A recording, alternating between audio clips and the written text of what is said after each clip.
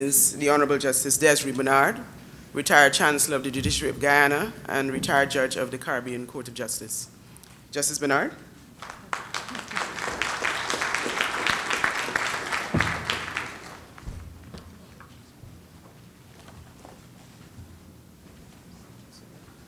Thank you very much, Roxanne. That was very short and to the point. I must say I wouldn't have that same brevity in speaking about Roberta. Not going to be long, but at least I'll have some more information, I hope. It is indeed a pleasure to be here to participate in this conference, and of which I was part of for some time. And the CCJ will always be for me one of my primary functions, or whatever we choose to call it. And I shall always maintain my dedication to this institution. Finish? Yes.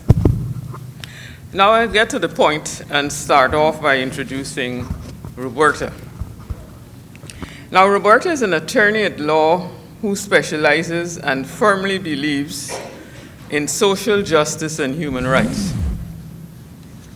Inevitably, this has fostered a commitment to the eradication of domestic violence, particularly against women.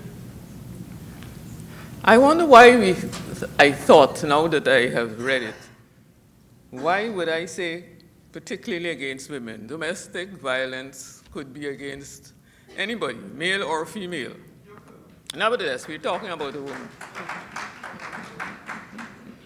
Yeah, in this regard, she chairs currently the Executive Committee of the International Commission of Jurists and is the president of the Coalition Against Domestic Violence.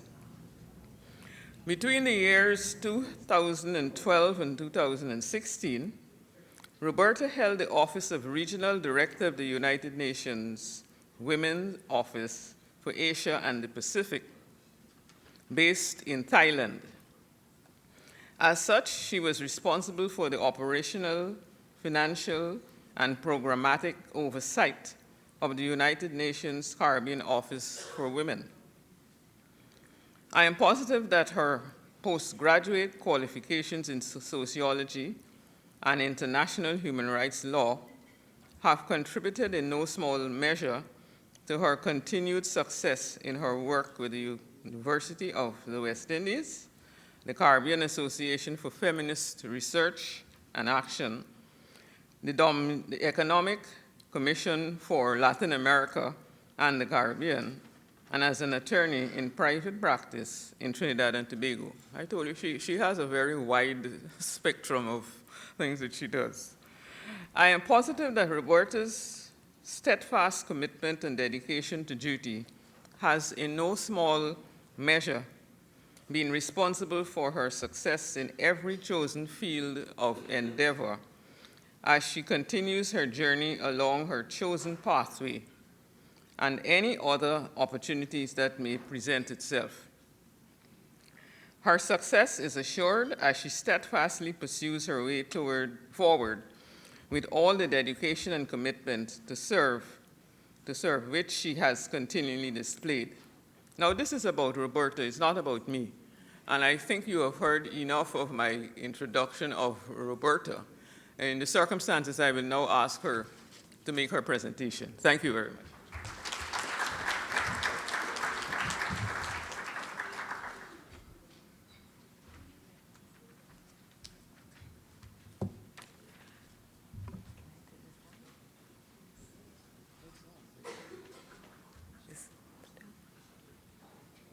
I hope.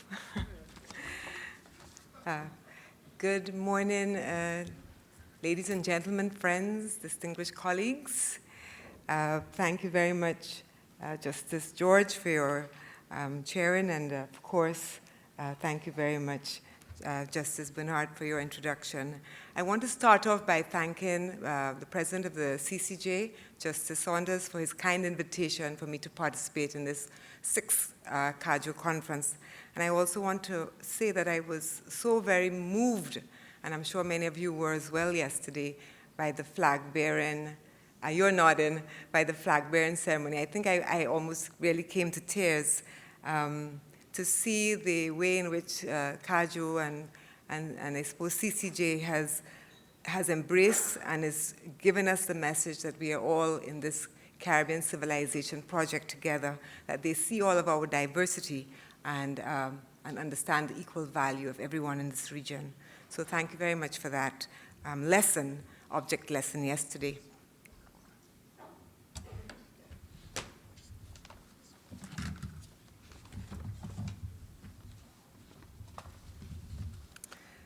It's just really quite an honor to be here at this conference, my first CAJO, and I hope it's not my last, even though I'm not a judicial officer.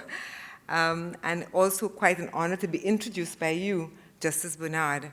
Justice Bernard is I think of that generation of Guyanese women, and I say Guyanese women because I think it's very specific to Guyanese women, of that generation of Guyanese women, all with very steely determination, a wry sense of humor, and able to deliver hard truths with grace. Within the expanding universe of feminist and social justice, thought and action, Justice Bernard's contributions act like a torchlight, casting back to show us where we have come from, and also to remind us of what we need to do to achieve the Caribbean where we all live the good life, a life of thought, a life of empathy, contribution, fairness, and of course, equality. In my talk today, I will focus on the role and rule of law in ensuring that just life. And to state my ideological point of view, I think that life can only be just if it is so for the many and not just for the few. The rule of law and you, the adjudicators, stand like a firewall, if you will, between us, the population, and corruption, between us and normless behavior, between us and social fragmentation, executive ineptitude, and the misuse of positional power, whether in the public sphere or the private sphere, whether in formal or informal settings, as in the so-called community leaders of the dark economy. The judiciary can contain the reach of populism, whether flavored by majoritarianism or authoritarianism, and we have seen that in the Caribbean, for example, in the context of the death penalty litigation. The judiciary stands as that sentinel to alert and prevent and remedy human rights violations. You remind those of power, whether in the home or in the workplace or in the community, whether state actors or non-state actors, of their obligations to respect, protect, and fulfill human rights, to be good, and when I say good, I mean responsible, respectful, effective, and accountable, and to do better. You do so not only in how you understand, interpret, and apply the law, but also in how you organize the allocation of resources to the administration of justice. You signal your intentions in how you treat those who appear before you, and indeed those others whose lives you impact because they are connected to those who appear before you. Judges, in fact, inhabit large villages with many, many neighbors, in the sense defined by Lord Atkins in that snail in the bottle case. There are so many persons closely and directly affected by your conduct and your decisions that you ought to have them in mind when exercising your judicial powers. And in doing all of this, the judiciary must be a role model in motion for self-accountability. You do not only get to tell others how to be better and how to redress wrongs. Because of your influence in all of our lives, how you do your work as much as what work you do shapes people's understandings not only of the court-delivered justice, but more generally of the rule of law. Judges and their constant companions, the lawyers, have and will continue to have no small role in shaping the Caribbean. So no pressure at all, right? Because of our history in this region, and because it is one of extreme denials of human rights and dignity, we harbor all of us, and we express fervently our aspirations for fairness and equality. You hear it in our national anthems, those hopes, those demands for self-determination, for freedom, for justice. Our anthems recall the facts of oppression and articulate a resolve to disallow indignity. Yesterday, we heard my most favorite anthem line in the Caribbean, Here in Belize, they vow, and I'm quoting, "No tyrants here linger, despots must flee." Isn't that wonderful? Wow, when you read that, you feel like, oh, your back gets straight, your spine is strengthened, and you know what you have to do. Jamaicans sing, "Keep us free from evil powers." And you get that call to self-determination, the needed response to colonialism in Barbados, where they talk about being strict guardians of their heritage, firm craftsmen, I would say firm craftspeople of our fate. And in most of the anthems, we find the yearning for wholeness, for erasure of fracture, erasure of trauma and exploitation. Trinidad and Tobago, we talk about where every creed and race find an equal place. In St. Lucia, justice, truth, charity, or ideal forever be. Dominica, do right, be firm and fair. In Guyana, one land of 6 peoples united and free. And also the anthems tell us about the character traits we all need to have. Yes, to get to this freedom and self-determination. They use the words of faith, courage, love, unity. Yes? And of course, there are those countries that are just purely vain. Yeah, they speak only about their beauty. So the land of my mother's birth, Isle of Beauty, Isle of Splendor. Which one is that? Dominica, right. Or this one, land of beaches, hills, and valleys, fairest isle of all the earth. Yeah. Okay. We won't start a war here today, but okay. So these anthems, I think, distill for us our history and aspirations. They remind us of the essence to which we must all contribute, and especially those wielding the regulatory and coercive powers of the state. These poetic aspirations are encased in our post-independence social democratic constitutions, which guarantee rule of law, whether in a preambular fashion or through basic doctrine construction, and they also guarantee, of course, fundamental rights and freedoms. But how are we doing? Have these constitutional measures brought justice to all? Have they transformed the Caribbean? It is with these questions of the state obligations to redress discrimination and ensure substantive equality that we have all been concerned. And certainly yesterday we heard it over and over in all of the presentations. And thank you very much, Dr. Farrell, for that wonderful opening address. For much of the 20th century, Caribbean sociologists have weighed in on how slavery and indentureship have excluded the majority from socioeconomic opportunities and cultural sovereignty. By 1980s, our women scholars enhanced the study of class, or I should say stratification, study of class, ethnicity, and color by documenting and adding and analyzing the patently obvious that girls and women lived with an added dimension of sex and gender-based discrimination. Ethnicity, socioeconomic status, and gender are elemental categories of living, and how they combine and recombine across the life cycle creates opportunities, or the converse, exclusion. Beyond this big three, we are also becoming more conscious of other bases of discrimination and their consequences that add to the pain of living on the margins. For example, sexual orientation, gender identities, and disabilities in particular. We cannot, though, and should not deny that the Caribbean post-independence project has been an incrementally civilizing one. Caribbean peoples have tried to address the legacies of intersectional exclusion and are doing so through a continued commitment to a social democratic model that takes the market as a given, but also the redistributive and regulating role of the state as a counterbalancing given as well. And so there's been a widespread expectation, I think largely realized, that the state would provide education, certainly up to secondary school, and in some countries up to tertiary education, that the state would provide basic health care and some modicum of social protection. We also see the state playing a regulating or mediating role between labor and capital, which is done through the formulation of minimum terms and conditions of work, maternity leave legislation, protection of the freedom of association rights, and so on, occupational health and safety.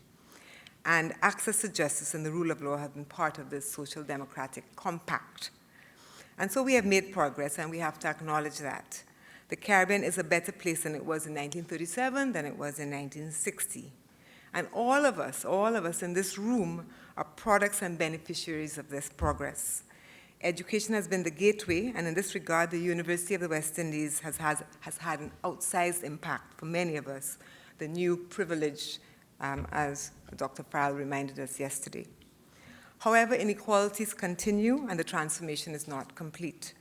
A significant proportion of Caribbean people live in poverty. The average poverty rate in CARICOM is estimated at 24%. So that's really 1 in 4 people in this region are living in poverty. Indigence, that is extreme poverty, defined as an individual's incapacity to afford the basic food basket, is as high as 19% in Guyana, 17% in St. Kitts and Nevis, and 16% in Belize. What does this mean for daily living? We talk about these large words, poverty. What does this mean for daily living? Those who live in poverty may be unable to send their children to school regularly because of lack of food, lack of clothing, the inability to purchase school books, and pay for public transportation. They experience hunger. They go without food in order to meet other inescapable expenses. They are or underemployed or do not have this decent work. Too many live in inadequate dwelling spaces, squatter communities without proper sanitation and infrastructure and no safety or security. Where people who are poor live constrained lives, have constrained choices, and they survive from day to day. Relative to the middle-class households, poor and vulnerable households tend to be larger, overcrowded, have more dependents, that is children and the elderly and the sick. They are more likely to have disabled members and more unemployed members. These are stressful environments. 1 in 4 people, I repeat, in our region live in poverty. That is a lot of stress. And with poverty, we get inequality, both social inequality and economic inequality. The data shows high degrees of income inequality in our Caribbean, where we like to think all of we are one, yes? All of that unity in our anthems is not really expressed in how we live day to day. The degree of inequality is highest in countries like the Bahamas, Antigua and Barbuda, and Barbados, where the Gini coefficient, that statistic that economists capture, is between 0.47 and 0.61, 0 being perfect equality and 1 being perfect inequality. And unemployment rates are not insignificant. 14% in the Bahamas, 12% at last count in Barbados, 10% in Belize, 13% in Jamaica, 25% in St. Lucia. Could that be true? St. Lucia, 25% unemployed in St. Lucia. So even though this is a region that has had basic primary and secondary education since post-independence, I think we can also acknowledge that it is an education system that has recreated inequality and condemns a great many to failure. I think most of us still have common entrance or something like that, where you have to pass an exam at 11 to get to the next stage in a school that has some quality teaching and resources. So here's a UNDP a quotation from UNDP report.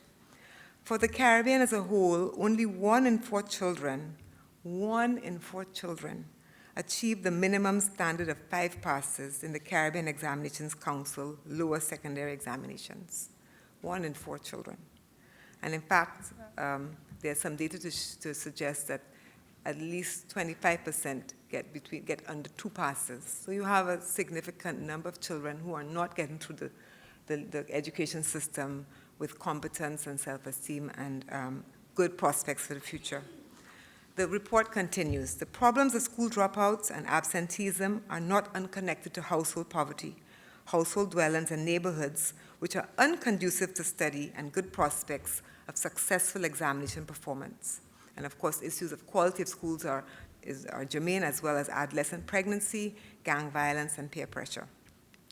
The UNDP report concludes that the consequences of poverty and inequality to individuals, households, and communities in monetary terms, as well as in terms of self-esteem, feelings of exclusion, powerlessness, alienation, involvement in criminal activities are serious. And apart from the socioeconomic inequalities, we also have, of course, sex and gender inequality, which structures the lives of all of us in this region, either as a basis of privilege or the opposite, discrimination. So female participation in labor force is much lower than that of men, and generally we women have higher levels of unemployment and lower levels of pay, and of course there's a pay inequality. I think in Trinidad and Tobago, the statistic in the private sector is that women get 70%, 70 cents on every dollar that men get in salaries. Inequality is also evidenced by limited access to sexual and reproductive health and rights. I mean, we are still fighting the fight for safe access to abortion all across this region. I think in Jamaica it's under active consideration now before Parliament, but it's a very live issue. How do you, and it's also a social justice issue. How do you get access to safe abortion? And of course, we have the pervasiveness of gender-based violence, notwithstanding, of course, Justice Bernard, that all people can be subject to gender-based violence, but we do know that it's very much connected to inequality between women and men. Over 85% of the applications for protection orders are from women and reports to the police. So we do know that there's a significant gender component to the experience of domestic violence. So I say all of that to say, the other thing I want to say about gender inequality is that, of course, women also carry the burden of care for women sick and the elderly. Just recently, I've been looking at the Barbados Census data for 2010, and it shows that the medium household size for male-headed households is two persons in male-headed households, and the medium size for women is 3. The most frequently occurring household size for male-headed households is, guess what? 1 person. So one third of Barbadian men kind of more or less all live on their own. And the model household size for female-headed households is 2 persons. 55% of women with children are raising them outside of unions, many without reliable support or contribution of fathers, non-residential fathers. So I say all of that. I started by looking at the socioeconomic inequalities in our region and the gender inequality which structures all of our lives to say that it is people from these stressed communities who use the legal system for the most part. I think you would agree. They go to court to sort out family issues, civil claims, and answer to or give evidence in relation to criminal matters. They bring their whole selves to the court door, their socioeconomic and identity status, their struggles, their stresses, their tensions, and yes, resilience and hope. Hope that the court will give them voice and time, treat them with dignity, deliver a thoughtful judgment that they perceive as having been arrived at through fair and unbiased process. And for the most part, where do they go? The magistrate's court.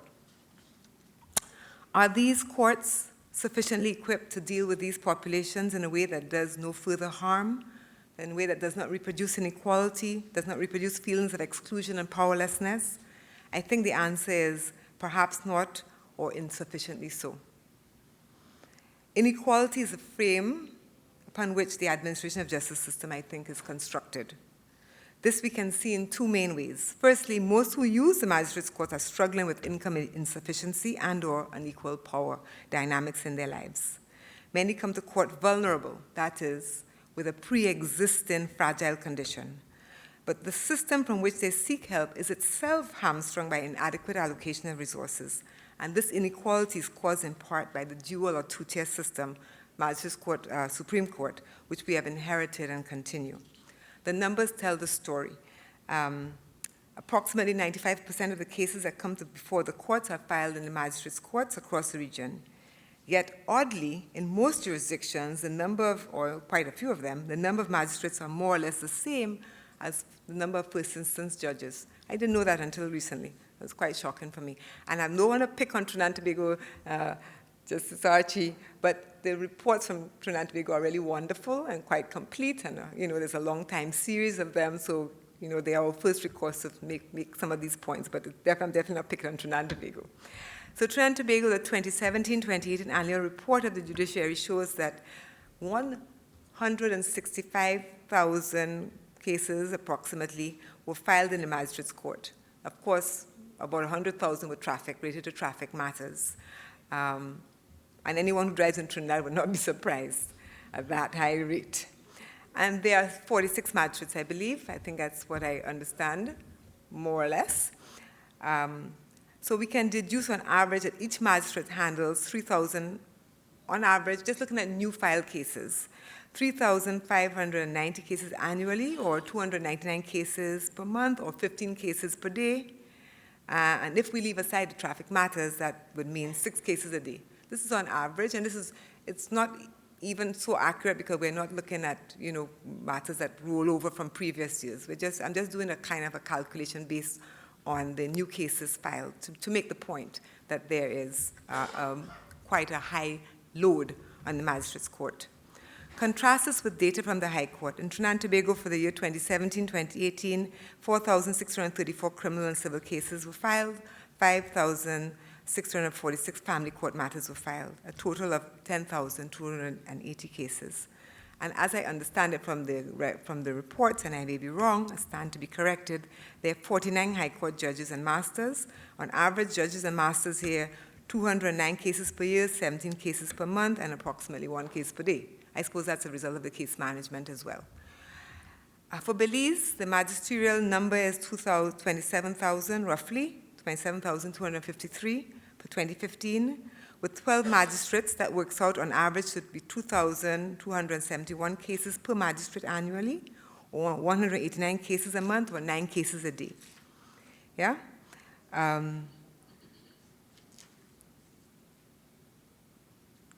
So of these, 50% of criminal matters, just to show you the diversity of the magisterial jurisdiction, 50% of these are criminal matters, 17% are family-related, and the remaining 32% are civil. In the family court, which is a specialized magistrates court here, another 2,683 new cases were filed in 2015. With 3 magistrates, that means, on average, 4 cases daily. In contrast, for 2015, 1,300 cases were filed in the High Court, and with 10 magistrates, that means on average 10 cases a month, maybe 1 case a day, I suppose, again, with case management.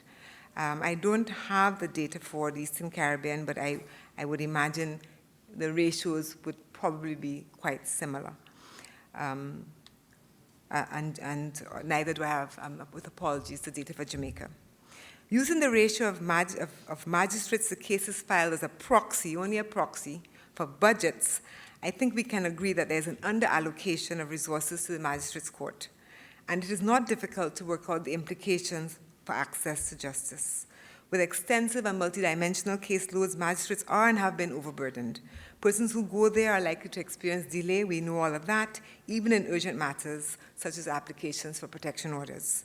They can be treated roughly by magistrates whose nerves are frayed from the daily grind of overwork and or who may not have the sufficient maturity or understanding of Caribbean social structure and the texture of the lives of those appearing before them. For all of the load which magistrates carry, for all of their proximity to the community, for all the potential they have to actually stabilize individuals and communities and families through wise decision-making, for all the socioeconomic complexity of those who appear before them, it is striking that magistrates need less qualifications and fewer years of practice than do judges. We have to ask the question then, whose lives matter? I suppose there are any number of reasons for this skewed allocation and therefore status between the magistrates in High Court. I suppose, but I've been thinking hard about it and I really can't come up with too many. And by the way, I'm not saying that the High Courts are well-resourced, just that they are better resourced than the magistrates' courts. Some may say that the matters in the High Court are more complex, involve large sums of money, have constitutional implications which require time to think and judge and write. But should plenty money matter more than little money, which might be plenty to a poor person in any event? Should money matter more than community safety? The fact of the matter is that the inherited administration of justice remains fundamentally unchanged today, notwithstanding the wonderful establishment of specialized courts, children's court, family courts, sex offences court, industrial courts. I think there's even an environmental tribunal in Trinidad and Tobago. I want to say that I doubt that we can well articulate why we have this structure. If I were to ask you, why do we have this structure? What would be the answer? This disproportionate and unfair under-allocation of resources to community courts. I suppose we assume rationality. We know there must be some reason for it, right? There must be some reason for this disproportionate under-allocation. And this has become our normal, the place where we all share a blind spot, I would even say an unconscious bias. It is for these root reasons, no doubt, that many do not have the confidence in courts upon which rule of law is based. And I think Dr. Farrell spoke about this yesterday. In an important study from Trinidad and Tobago, which I think was, and the report was written by Justice Jamada, wonderful, wonderful work. I encourage you all to read it on procedural fairness. It was found that many users of the court system consider that they were insufficiently heard. Both the public and court users and attorneys widely believe that judicial officers commonly give significant preferential treatment to particular groups, which include those that are more highly educated, wealthy, of higher social status, of lighter skin color, and who speak proper English. There were also perceptions and experiences of differential treatment based on gender and sexual orientation. An overwhelming 90% of the public, 73% of the court staff, and 79% of attorneys thought that social status was likely either to have some impact or significant impact on the outcome of a court matter. That's quite telling. This perception of preferential treatment, which of course undermines perceptions of neutrality, is also expressed in the differential opportunity to have voice in proceedings. Dr. Jamdar's report says that over 4/5 of the respondents thought that they never really or only sometimes are invited to express their views in court. Meanwhile, on the other hand, 95% of judicial officers considered that they sometimes, frequently, or always ask the public to express their views. So we have a difference of opinion and a difference of perception. That doesn't mean that one is more legitimate than the other, right? I mean, judges use their time in the context of what is before them, what is their caseload, what comes next, yeah?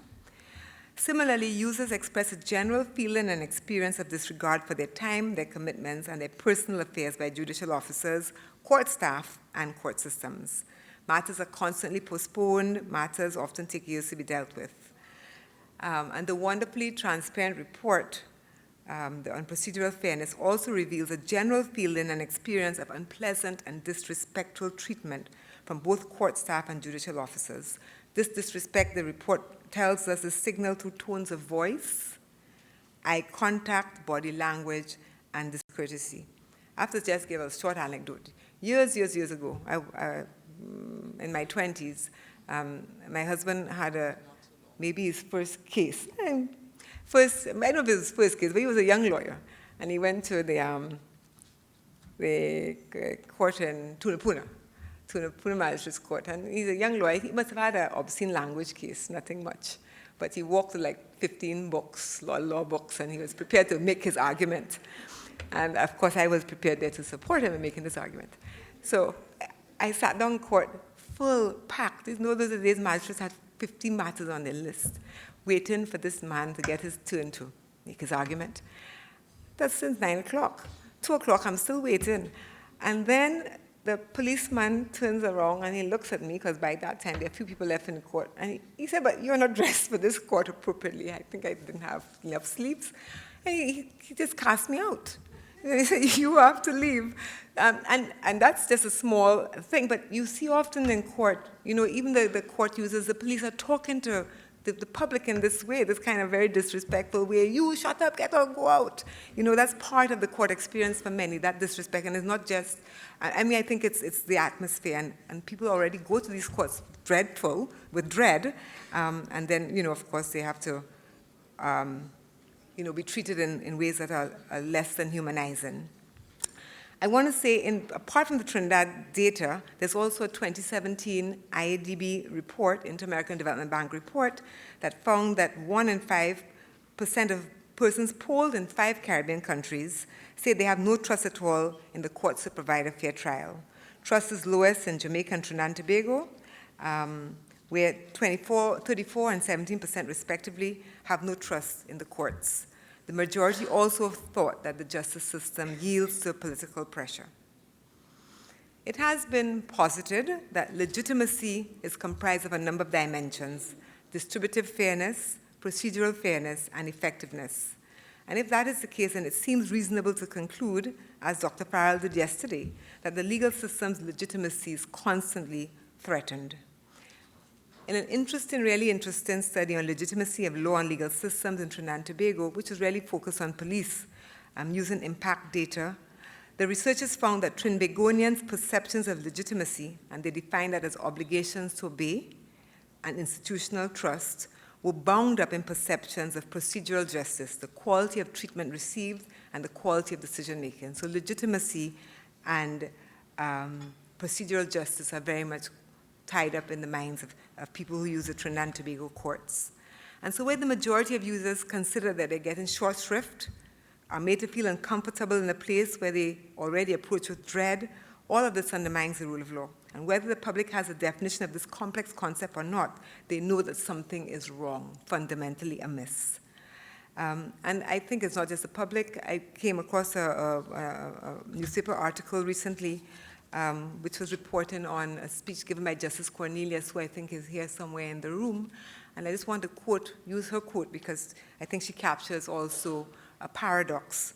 So she says, the other thing we see very clearly is that where there is a deep-seated distrust in the ability of the courts and judicial officers to solve disputes or resolve conflicts without bias. And indeed, many of the comments expressed pernicious gender and class stereotypes, but it is clear that the public considers the systems is rife with bias. What she was reflecting there is not just there's a perception of judicial officers with stereotypes and bias, but the public itself is also expressing pernicious bias. And it is, as we said yesterday over and over, judicial officers come from their culture and from their context. So you see that kind of reciprocal relationship between the public and judicial officers around perceptions of bias. And so I think that's something that maybe we can perhaps take up again in the question and answer period.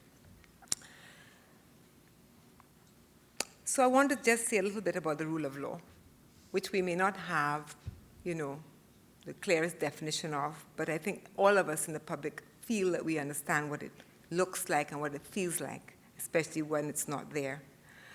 I would say that the rule of law is right up there with these foundational legal concepts such as natural justice and reasonableness, and I think it's akin to the golden rule, actually. Indeed, I think it's a variation on the golden rule. Do unto others as you would have them do unto you can be reconstructed into, we are all entitled to be treated equally and fairly by each other and the state. And it is not only the courts that have a thick notion, in the language of our panel discussion yesterday, Dr. Wheatle, she talked about the thick notion of rule of law. I think the courts get that thick notion of rule of law from the communities which they serve, because we all have that hankering, that desire, that aspiration for human rights in our lives. But I think we have to acknowledge that there's a political economy to the administration of justice. Do we think that it should continue to be normal that 95% of the people who use the courts receive a different quality of justice than the 5%? Do we really think so? We need to think about redressing this duality between magistrates' courts and the high court so that we have more equity and efficiency for all. At the very least, the allocation of resources should be commensurate or proportionate to the workload. One fair way of allocation would be on a per capita case basis. But we do not only need to redistribute the pie, we need a larger pie, and I think Justice Archie would agree with that. This IDB study reveals that countries from the Caribbean sub-region spend the least amount of GDP on administration of justice among 17 countries in Latin America and the Caribbean. This was something that I also found quite surprising. This underpins the limited administrative capacity of the judicial system. Specifically, the Bahamas, Barbados, and Jamaica are amongst those who spend the least on justice administration, about 0.06% of the GDP. Additionally, the number of judges per population is relatively low in the Caribbean compared to the international average. So it's 18 judges per 100,000, I think is the international average. In Jamaica, it's 3 per 100,000. Trinidad and Tobago, 12 per 100,000, and 7 in Barbados. So even as I'm saying we need to put more resources in the magistrates' court, we also need to put more resources in the high court, in the justice system altogether. But of course, we have the funding issue, which is not a small thing. A lot of our countries are highly indebted and living in volatile global economy, and we are very vulnerable to external shocks. So we don't necessarily have that cushion to increase spending in the way that we may want to. I want to say if the funding is an issue, there may be other models to consider. And I offer these models up with great humility because I'm sure that the administrators of justice would have thought through a lot of this already. So in the UK, I was surprised to hear that the magistrates comprise of unpaid volunteers. Although they may receive some small allowances to cover travel and expenses and subsistence. But they sit in panels of 3 supported by a legal advisor.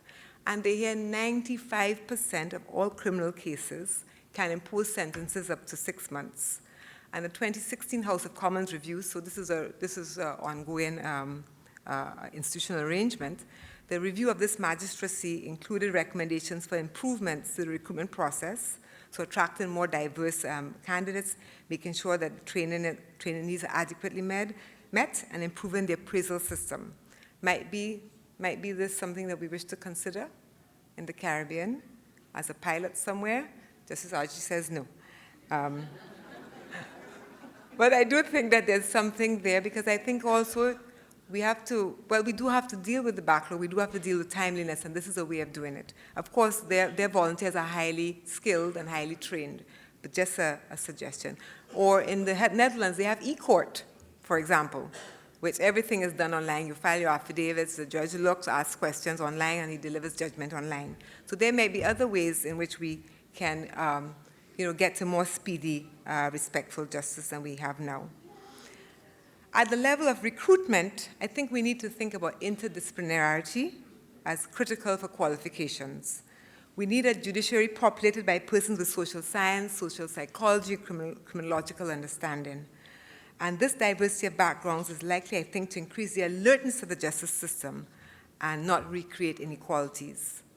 And perhaps we're getting that interdisciplinarity in the specialized courts, but I would suggest that we need to have it across all magistrates and high courts. How do we address perceptions of bias, disrespect, authoritarian behavior by those wielding judicial power? How can we advance individual and institutional accountability, which jealously guards the independence of judges and magistrates? We do, in fact, I think the good news is, we have working systems of accountability right across this region. Judicial officers are required to write reasoned individual judgments in language that is understandable to the beneficiaries of justice. They are required to explain personal views on the law and the Constitution to the general public, and I think also, generally speaking, judges are required to comply with the registration of pecuniary and other interests. Codes of conduct and ethics exist, which require the judicial officers refrain from taking part in any activity which could compromise the dignity of the office or cause conflicts of interests. And judicial officers are also subject to disciplinary process for allegations of misconduct, which may warrant removal or significant disciplinary measures. So we have all of that. But much of what the public complains about may not amount to serious misconduct, right? It may be conduct that disempowers or is disrespectful, as when they perceive discourtesy, their inability to express themselves sufficiently, the lack of time to tell their stories, and the irritability of court staff. Judicial officers, I know, must not be swayed by public opinion, but we do need to find fair ways to give judicial officers routine and constructive feedback on conduct by users of the court system. This is what I think Justice Barrow was getting at yesterday when he lamented that there were no avenues to deal with judicial discourtesy. So we don't want to launch disciplinary proceedings, but we do need to have a way of giving that feedback on a regular way so that magistrates and judges can course correct or self-correct. Civil societies, I think, in this regard have a big role to play, and this was reinforced by the UN Special Rapporteur on Independence of Judges and Lawyers, who pointed out, and I quote, "Public scrutiny of and comment on the work of judges through the media, civil society, and other commentators play an invaluable role as a form of judicial accountability." And that judicial officers are subject to public scrutiny has been reinforced in many cases in the Caribbean, including the recent one in Trinidad and Tobago. And I think that case for me, coming from civil society organizations as I do, is that case reinforces that all civil society actors have the right to scrutinize judicial officers and ask the hard questions and get the answers. But that in asking those hard questions of judicial officers, we also have to be animated by fairness and lack of bias. The public does have an interest in securing judicial accountability, and in pursuing this, the rules of natural justice have to apply. So we can't, speaking from the civil society point of view, we can't approach judicial accountability through the prism of cynicism and skepticism about the justice system. We too have to come with good faith to this notion of judicial accountability. Beyond reviewing the conduct of individual judges, we also need to think about approaches to institutional accountability. In this regard, the Special Rapporteur has advocated a number of external processes that should encompass activities whereby the public through the media, civil society, human rights commissions, and Parliament can scrutinize the functioning of the judiciary. And her suggestions include processes already in place, what we do all across the Caribbean quite wonderfully now, the availability of information about the courts and the judiciary. She advocates for institutional dialogues with Parliament, and I think Prime Minister Barrow spoke about that yesterday, and other state institutions. So, notwithstanding the chronic administration issues, I think we also want to acknowledge that there are important initiatives ongoing in this region. Much has been done in case management and the establishment of specialized courts, which reduce the pressure on magistrates' courts, and judicial officers, all of you, have embraced continuous education. Through the CCJ Juris Project and through the work of organizations such as URAP, and I think the URAP people are here, Tracy Robinson and her team, we see a determination to identify and address unconscious bias across the region. And through the JEIs, there's an encouraging emphasis on evidence gathering, monitoring, and evaluation through the research endeavor. And more substantively, we have a number of cases expanding our understanding of substantive equality and non-discrimination in the Caribbean. Over the last few months, I have been really happy to share the McEwen judgment with NGOs and human rights activists, and we're all struck by the readability and elegant simplicity of this judgment. That leap forward in advancing substantive equality, at least in civil rights, was possible, I think, because civil society actors and academics mobilized their resources with and in favor of less empowered communities to launch strategic litigation. This judgment has far-reaching consequences in refreshing our values in the direction of freedom and rights and ending the reach of colonial laws used arbitrarily to control and harass us. So undoubtedly, we have positive developments both in administration and in the jurisprudence. Still, to come back to my original point, we cannot ignore that our foundation is shaky. Our administration of justice foundation is shaky. We do not have enough steel in the footprints of the house we want to build and maintain. And so the walls keep crumbling, notwithstanding our patchwork. Specialized courts here, case management there, but the underlying structure is problematic. We continue to ignore the inequality at our peril. It is with the advice of Frederick Douglass, so prescient today still, that I want to close, where he says, where justice is denied, where poverty is enforced, where ignorance prevails, and where one class is made to feel that society is an organized conspiracy to oppress, rob, and degrade them, neither persons nor property will be safe. Yes, neither persons nor property will be safe. No doubt in this crime and violence-riddled Caribbean that we are reaping the whirlwinds of inequality and exclusion.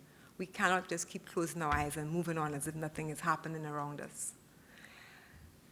Essentially, we are called upon to reject inequality in the administration of justice. Poor people have been complaining for a long time. Those who have access to resources, those who have political and social capital must join in solidarity. It has been said that justice will not be served until those who are unaffected, that means all of us, are as outraged as those who are. Can I repeat that? Justice will not be served until those who are unaffected, the elites, are as outraged as those who are. We need, in the words of the Guyanese poet Martin Carter, the heart of passion which can summon dreams and abolish conundrums. We have a conundrum, but we can fix it. Thank you very much.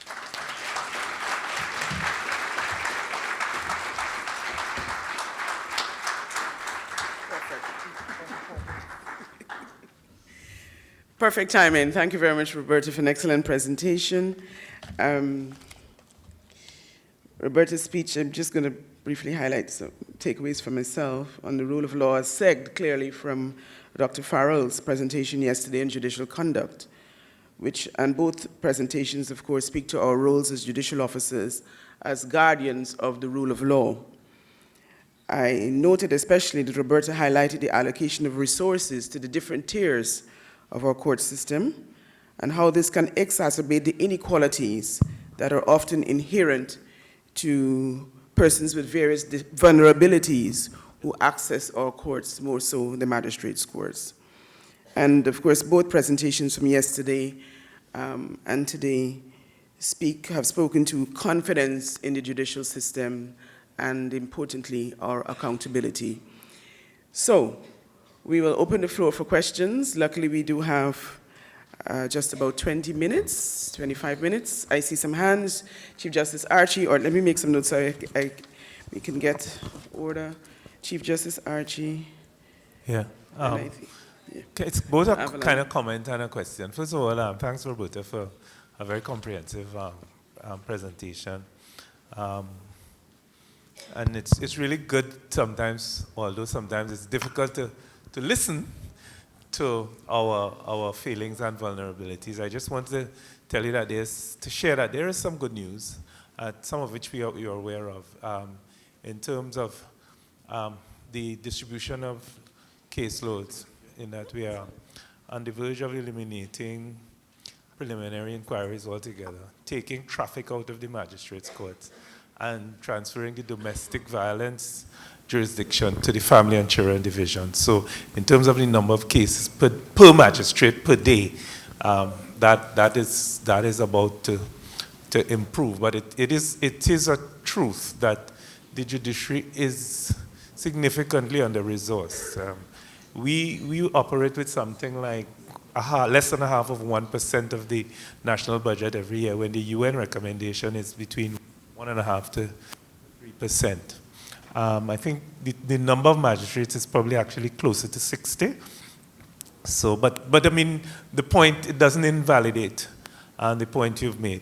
What I really want to ask both you and Dr. Farrell to comment on is whether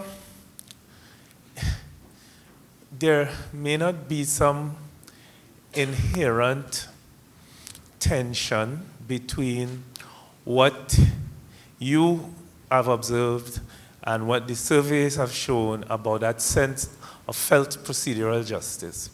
And what he said yesterday about trust and confidence, and the need for us to maintain that difference or separateness. I'm not expressing it properly.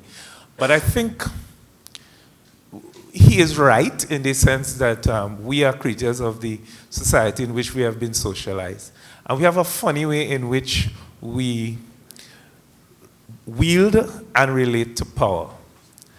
And the very things that, there's something that happens to us as human beings when we become judges or magistrates and people start opening doors and policemen start saluting you and that sort of thing. That I, certainly in my observation, as I've been doing this over 20 years now, people change. So I just wondered if you all had any observations on how we could perhaps, I don't know if training or what the answer is to resolve that inherent tension.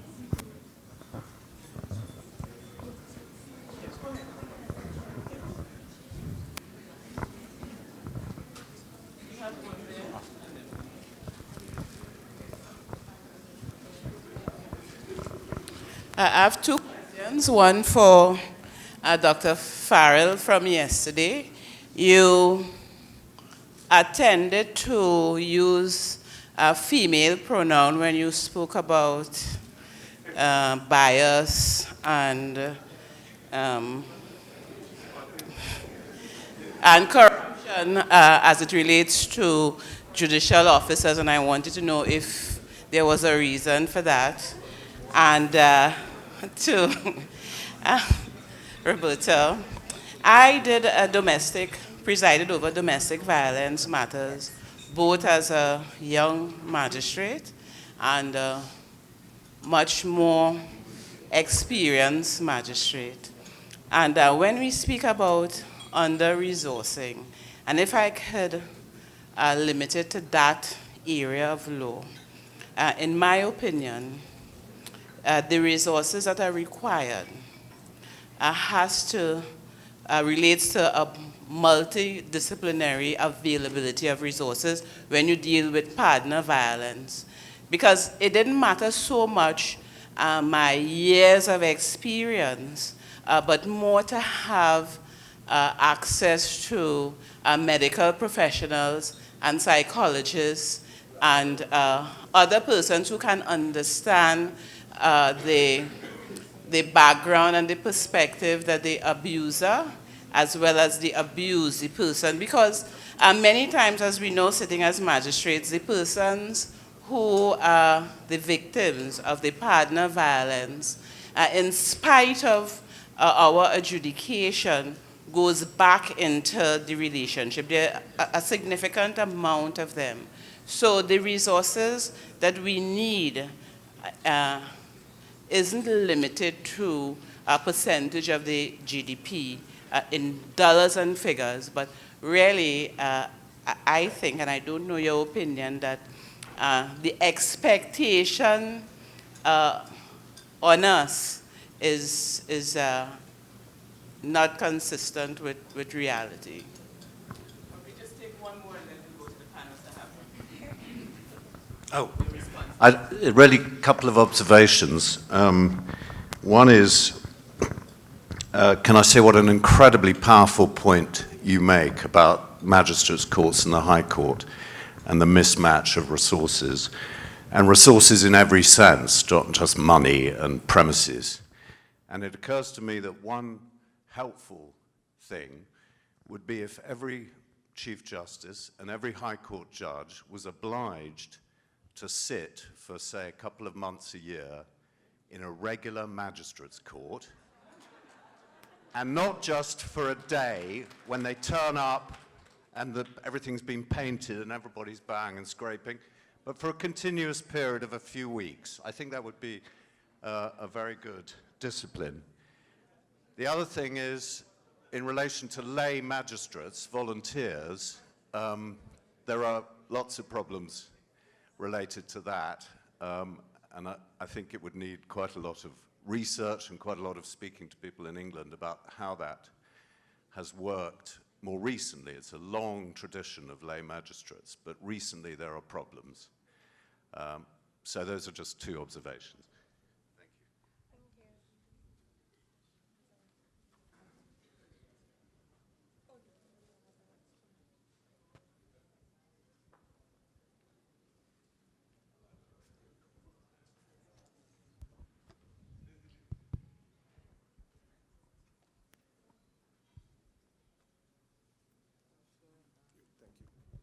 Yeah, thank you. Let me first of all deal with the pronoun.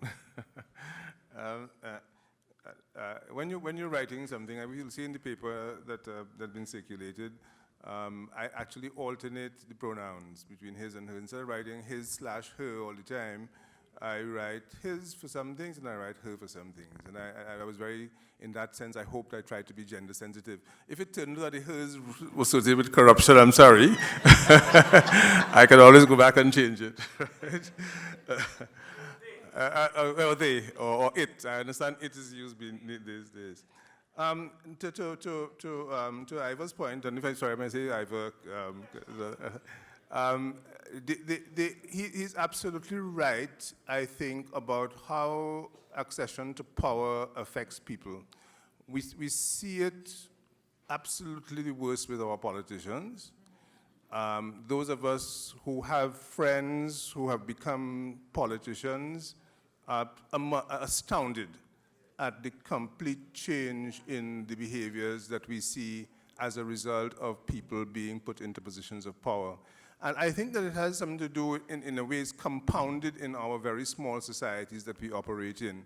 And in these small societies where, as I said, hierarchy is important, status is important, and we insist on the status, we insist on the police and the blue lights flashing, and we insist on all of those things and the deference and the people stand up when you come in and that type of thing and so on. And after a while it gets to you and you come to believe that it is about you.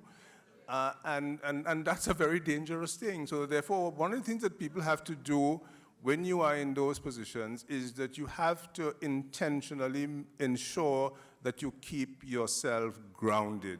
It is critically important that you do that. Because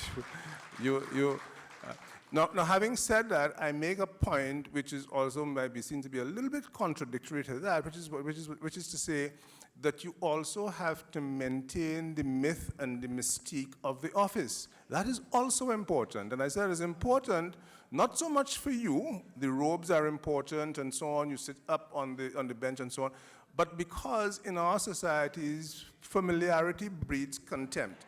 and you come down to the level of people start to treat you just like everybody else, and they feel that they can get favors out of you, and so on, and then that leads to the whole corruption of the system. So the myth and the mystique need, I think, to be maintained, and without I say being a low fostered. So I acknowledge the point.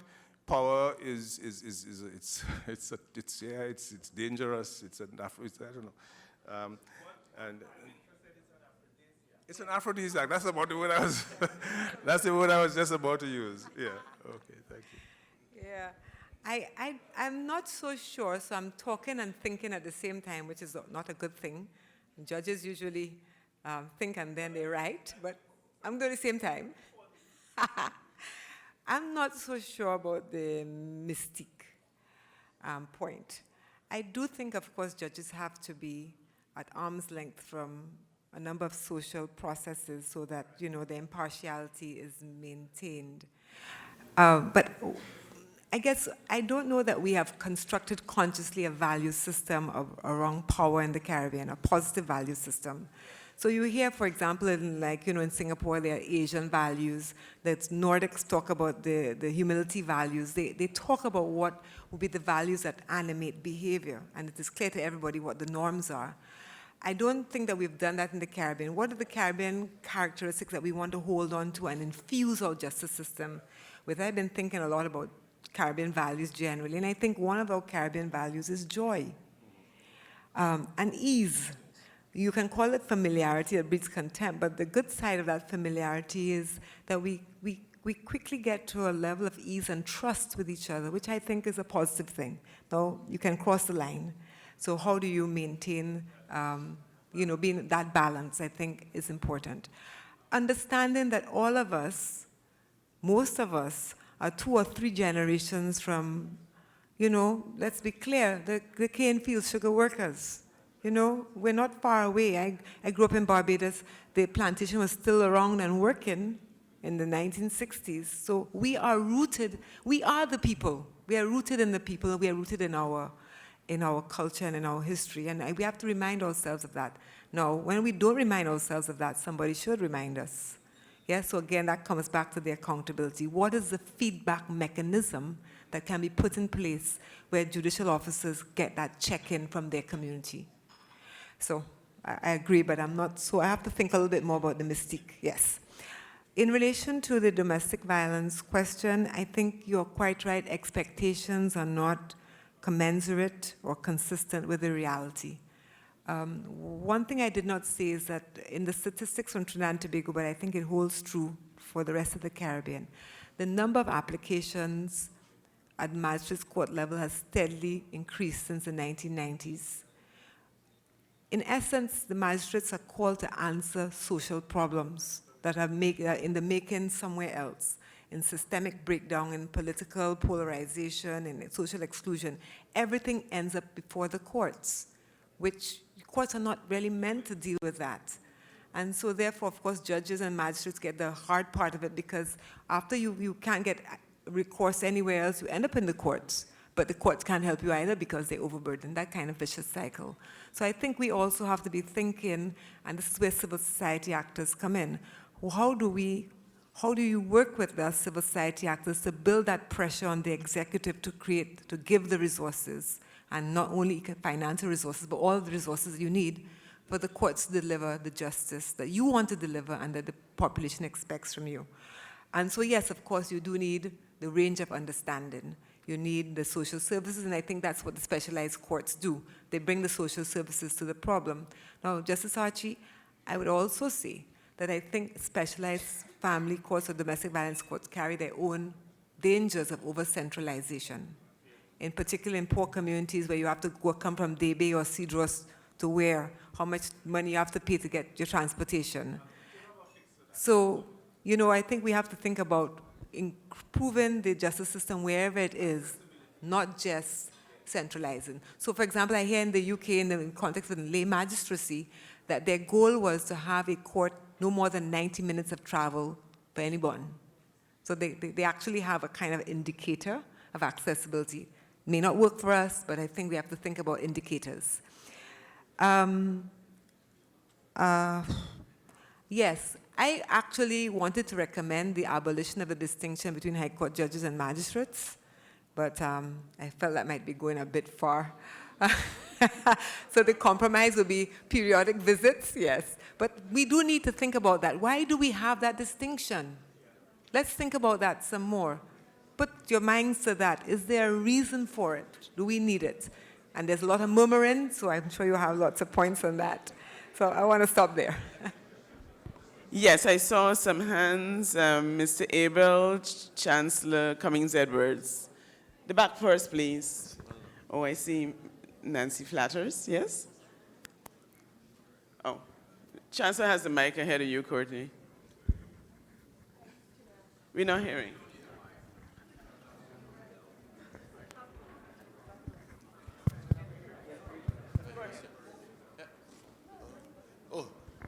Thank you. I want to read. Oh, sorry. You going first? Somebody's pulling rank. Oh, you're not. Hello. Oh, you're deferred? Chancellor, you have the mic? Okay. Thank you, Madam Chair.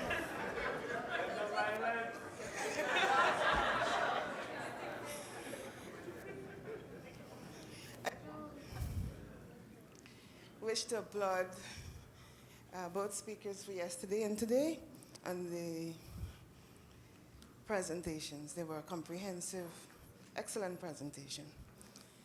I appreciate the fact that we have to be grounded, and for that I like the subject or the course that is taught by Justice Jamadar on the humble judge and the arrogant judge at the CJEI. The question of accountability. And that was raised by both Roberta and Dr. Farrell yesterday. The suggestions were that we should be accountable to Parliament, NGOs, and society. Parliament, the aspect of Parliament, I believe, came from Dr. Farrell. But the issue is, we will be trenching on judicial independence, as was noted, as well as the concept of separation of powers. Indeed, there are some programs that speak to accountability, as it were, presently. For instance, we have to do the annual reports, we have to write our decisions, as Roberta rightly said. We are scrutinized by the press every day, members of the public. We go through, for some countries, rigorous selection process. We are taught about the Bangalore principles, we're guided by the Latimer House guidelines, and the rest. Why then should we be made accountable in the sense of justifying our actions or required to act in a particular way in terms of having to account? Because the concept of accountability speaks of accounting for your actions before. In our core functions as judges, we have to be impartial and we have to be fair. Yes, Dr. Farrell, we have to be. That's our core function.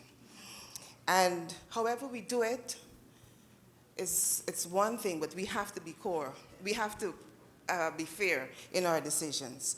And I think that the question of self-policing and being fair to ourselves and the duty that we have to do, and the duty, the oath of office that we would have taken, rather than being accountable to Parliament, and given Parliament that parliamentary sovereignty, as opposed to us being guided by the constitutional supremacy and the oath of office that we would have taken. Thank you.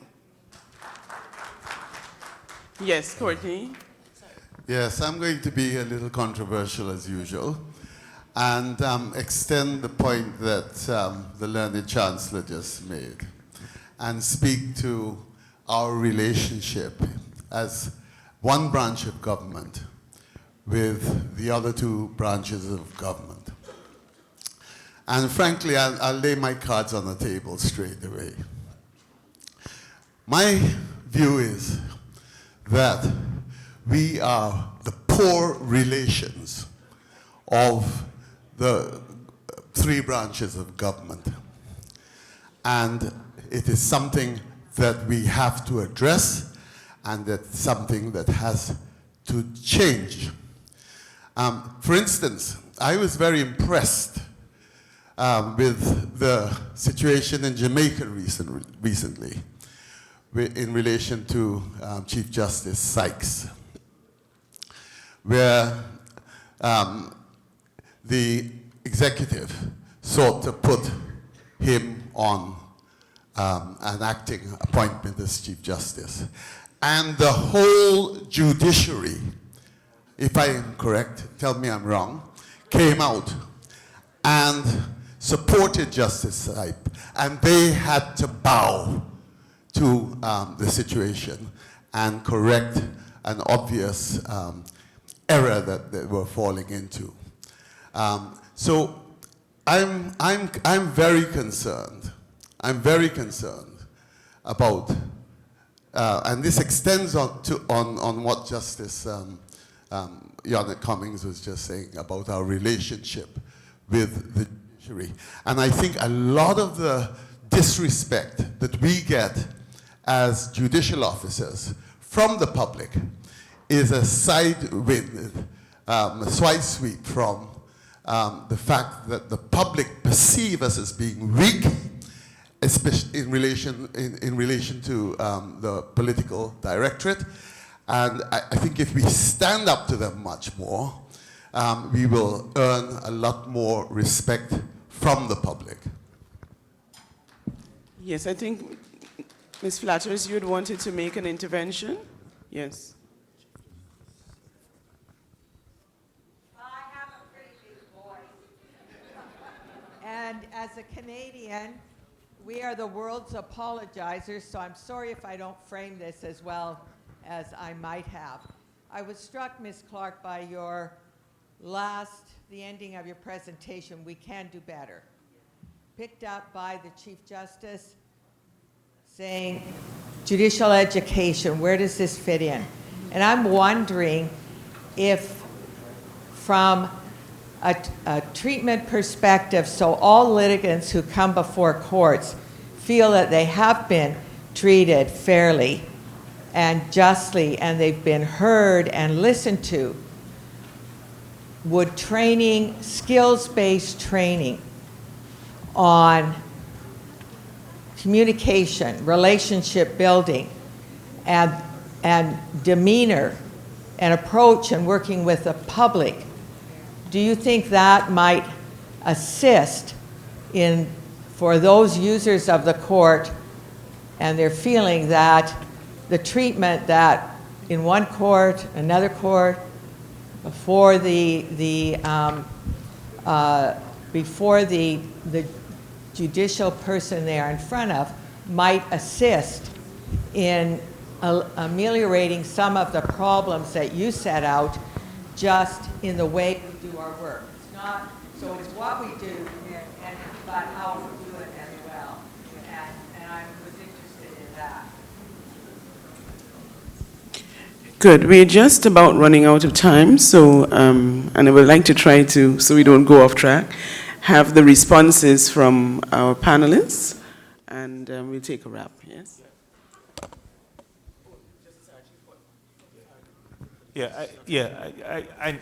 I'll be short. I just want to pick up where Nancy left off and push back a little bit on both Chancellor Cummings and Justice Abel. I actually think we do need to be more accountable. I think the discussion has to be around the mechanism and to whom. I am a little bit nervous, certainly in the Trinidad and Tobago construct, I can't speak to the rest of the Caribbean, about Parliament. Because I don't think the responsibility is being demonstrated by the politicians, and there is that need for independence and separation of powers. So in Trinidad, for example, we have put on the table for some 5 years now a whole framework for judicial autonomy, which begins with recruitment and the broader involvement of civil society, even at the intake process, and the way in which we screen people, and in the psychometric evaluation, and all of that. But for some reason, people just don't want to accept that. But I think it is a discussion that must have if people, if we are to rebuild the trust and confidence that is clearly been eroded. So, I mean, I don't want to be heard or understood as thinking that somehow I'm against the idea of being accountable, because I think that is what is going to ultimately enhance our legitimacy. Great. Thanks very much, Ivan. I think you gave kind of half of the answer. You have to be very careful on the accountability question. And there's no question that the judge is responsible for the decisions that they make in their court. They're not accountable to anybody for that. They're only accountable if they go to a court of appeal, you go back to the CCJ, and that's the end of the matter. You are not accountable to any other arm of the state for the decisions that you make in your court. When we talk about accountability, I'm talking about the accountability of the judiciary in respect of its performance. There are a certain set of performance metrics, I'm suggesting, that the judiciary needs to pay attention to. How long are matters taking? The questions of delay, questions of access, the questions raised about inequality, those are the kinds of questions which the society is interested in. And you are part of the process for delivering on that. And the people, the parliament as the people. The parliament is elected by the people. The parliament is put there by the electorate to represent the public interest, whether you like it or not, or whether you like the politicians or not. That's what they're there for. The problem that we have in the region, which is because our parliaments are so small and our parliaments tend to comprise the executive, that causes a big part of the problem. And so therefore what we have to do is that we have to think through very carefully how we deal with the question of accountability to Parliament. My suggestion, I don't know about the structures about the parliaments in other countries. In the case of Trinidad and Tobago, my suggestion would be that that accountability be at the level of the Senate, although the Senate in Trinidad and Tobago is behaving just as bad as the House at the moment. And that you have a preponderance of independent senators, and that the terms of reference for the select committee that deals with that is very carefully delineated. The questions that they ask, they're going to ask questions about the allocation of resources. What percentage of the budget is the judiciary getting? How many courthouses do you need to be able to deliver? How long is it taking you to deliver, et cetera, et cetera? Those are the questions. And I have seen, as I've said, I have seen in the context of the British Parliament, the UK Supreme Court sitting down, having a discussion about those issues perfectly fine with the parliamentarians. And if we can, and if we are talking about judicial reform and reform of the judiciary, we also need to talk about the reform of our parliaments and to talk about the reform of our politicians. It's not a separate discussion that needs to happen. Thank you. You know what the young people would say? What he said. But I just want to say, Chancellor, I think there's a difference between individual accountability and institutional accountability. And so, yes, the individual accountability is through your appeal court process and so on. You don't answer to anyone for your judgments, except within the court system. But I think the institutional accountability is what we're talking about. And when the Special Rapporteur on independence of the judges and lawyers spoke about institutional accountability, she's talking about a dialogue, not an oversight, a dialogue between the executive, the legislature, and the judiciary. And it's a moment where the judiciary can also make its point about what it needs and also account for how it uses resources. So it's a two-way street, and it's not about oversight, because I think we know what our constitutional principles are. On the question of the training, the skills-based training, I think, first of all, I think the training is not the training, you don't start the training within JEIs. The training has to start at the law school and in the LLB. And it's not just training about the content of law, it's training about the values of a legal actor, which I don't think we have in our legal training, really in the way which we need to have it. But having said that, once you become a judge, of course, you need continuous training, you need specialization, and yes, you need the soft skills. But training by itself without accountability, I don't think takes you very far. I mean, we in the domestic violence movement, for example, we do a lot of training of police, and even from time to time with magistrates and judges. You spend a week with magistrates and judges and with the police doing all of that, and they go back to the court. Whatever are the systemic pressures in the court, they revert. They revert to whatever is easiest for them in that moment. So I also think you need to have active oversight, and you need early intervention.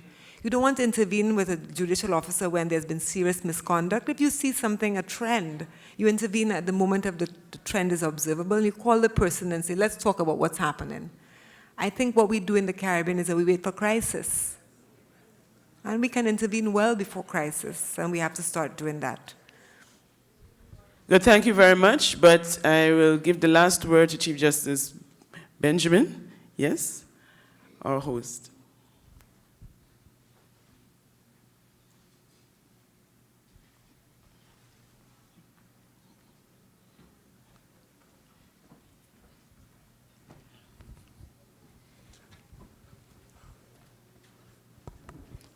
I have the privilege of presenting tokens to our two feature speakers. I think it is fair to say that both of them have given us a lot to think about, and both of them have hit all the things that we need to know.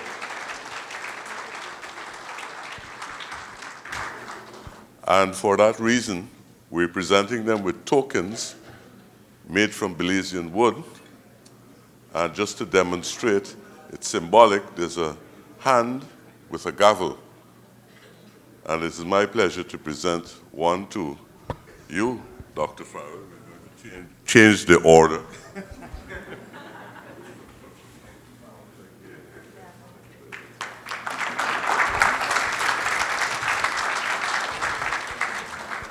And Roberta. Thank you. Wow, very nice. Thank you very much, both of you. Thank you very much, everyone. I think we've had a good session, and my understanding is a 5-minute stretch break. That's what we have now. Thank you very much.